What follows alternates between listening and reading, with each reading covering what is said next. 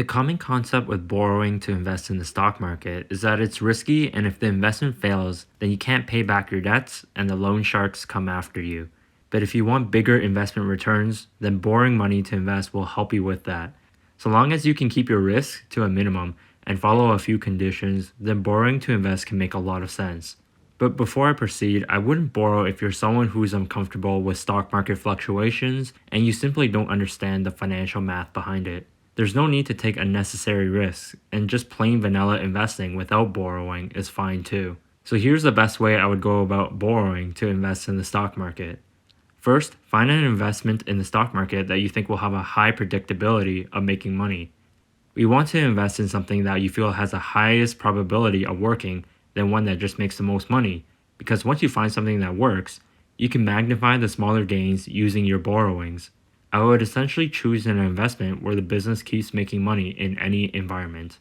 Second, I would go for a dividend investment, preferably ones that pay out cash on a monthly basis and has a track record of never suspending or decreasing their dividend. Because when you take out a loan, you have to make monthly interest payments, so the point of the monthly dividend is to directly pay it off on time.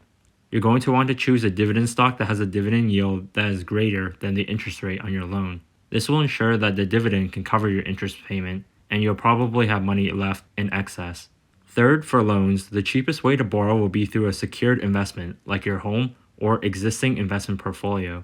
With the prime rate so low and an economic environment where we probably won't see rising interest rates in a while, we can expect the rates to stay low or possibly go lower in the future. So a variable rate loan makes more sense now than a fixed rate loan, and there's more flexibility in fees. Ideally, an investment secured line of credit is what we want to use for borrowing. This way you can focus on just paying the interest and choose how much of the borrowings you want to repay. Fourth, with the excess dividends you're going to receive, you're going to want to double down on this strategy.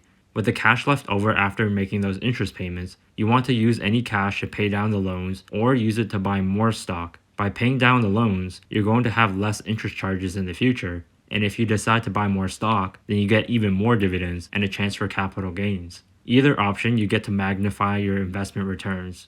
Last, for your investment account, you can just choose to do this in a registered or non-registered account, but I prefer tax-free accounts. With registered accounts like the TFSA or RRSP, you simply get tax-exempt benefits.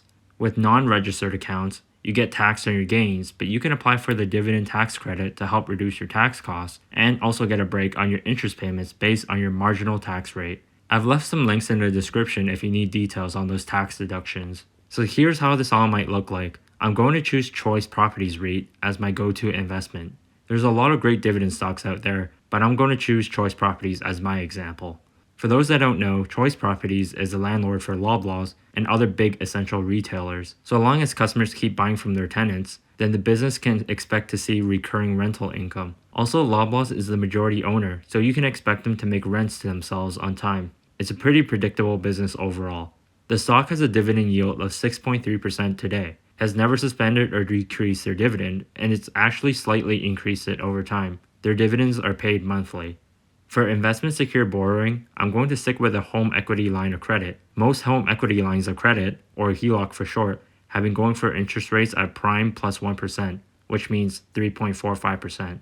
I'm going to have excess dividends because the dividend yield that I'll receive is greater than the interest rate I'm paying. The excess is 2.85%. For simplicity, I'm just going to keep all this in cash, but know that the investment gains can be increased by buying more stock or paying down debts.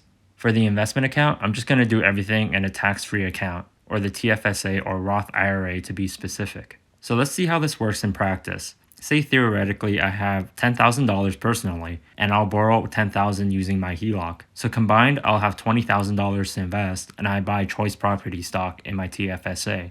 With my $20,000 investment, I expect to receive a 6.3% dividend yield from Choice Properties. So in 1 year, I'll expect to receive $1,260.